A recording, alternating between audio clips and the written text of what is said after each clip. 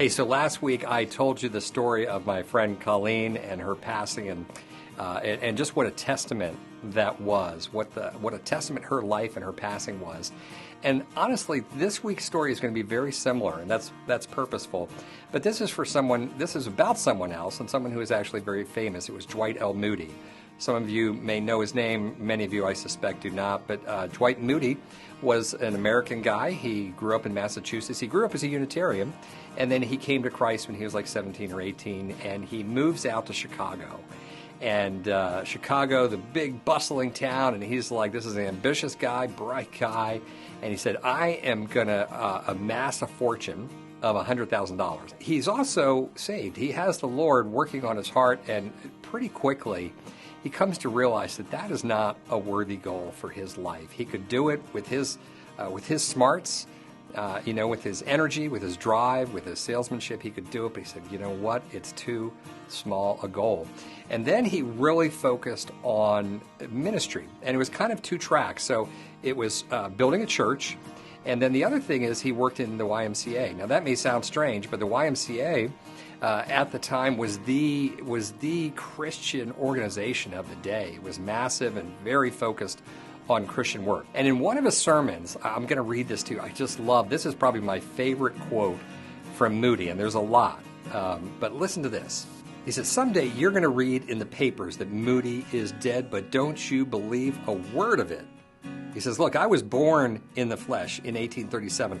I was born in the spirit in 1856. And that which is born of the flesh may die. That which is born of the spirit will live forever. Now, it's interesting. His life took some interesting twists and turns. So soon afterwards, the Great Chicago Fire happened, if you've heard of that, but destroyed a massive portion of the city, including his church and the YMCA. So his twin focus, everything he's poured into, is gone. And so, again, he's a driven, ambitious guy. He's like, all right, we rebuild. And he goes to New York City, where there's a lot of wealth, and he's doing fundraising. And of all places, he's walking down Wall Street. And the Lord just grabs him. It was a transformational moment. The Lord grabs him. And he sees what he's been doing. He's like, I'm not quite on the right path. The rest of my life, it is the gospel. I'm going to work on the gospel. And he becomes very famous. He becomes a very famous evangelist. And that word, may give you the wrong message. We think of televangelists today. And there's some good ones, but there's just too many bad ones, right? But very famous evangelist, bringing many to Christ. And he's very famous, and he goes over to England, massive crowds everywhere, tremendous success. He goes down to Kansas City, and he's going to do a campaign down there. And he gets very ill, and he goes home. He takes the train, and he goes home, and he's put to bed. And his family knows he's very ill, and his son Will is guarding his bedside. So and Will hears him say something. He's kind of semi-conscious. He's restless. And his son hears him say this to no one in particular. It just kind of comes out of him. Earth recedes, it fades away. Earth recedes and heaven opens before me. So Will is a good son. He's there to calm him and to guard over him.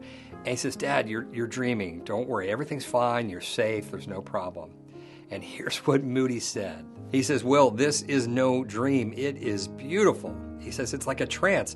If this is death, it is sweet. He said, there's no valley here. So just think, you've been to the mountain, you've been to the valley. There's no valley here. There's no darkness. There's no fear. God is calling me, and I must go. And he died a short time later. That is a great reminder to all of us. And you think back to what he said, don't believe for a minute. If you read that I died, don't believe for a minute. And this is the case for you and for me. And it changes everything. So if we're eternal, you look in the mirror and you're going to see a face there. That is merely a vehicle that transports you around. It's no different really in the end than a car. You're the passenger in that car, but that car is not you and that car is going to break. So what then, if we're eternal, should change? How should we live our lives differently? What should our lives be dedicated to? What's a worthy calling of you? What's a worthy calling of your life? Right now you live in the Shadowlands, but soon you are going to encounter the Father, and everything will have been banked then. So how do you close out your life? These are great questions. These are the things that I think about all the time, and I just wanted to share them with you today. As always, God bless you. Thank you for caring about the persecuted church.